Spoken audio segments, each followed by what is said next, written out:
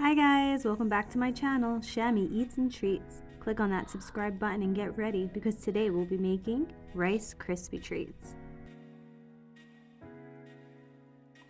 In a large pan, after melting 3 tablespoons of butter, you'll add 10 ounces or about a package of marshmallows.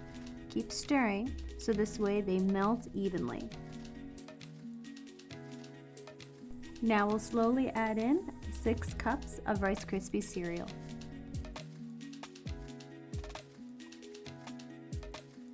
Notice how I'm adding a cup or so and then stirring it in so this way it evenly distributes the cereal and you don't end up with a blob of cereal and then it just gets too hard to kind of turn over.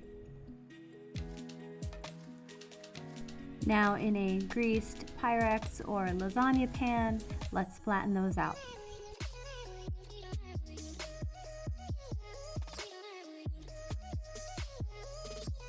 Let that sit for about an hour, slice and enjoy.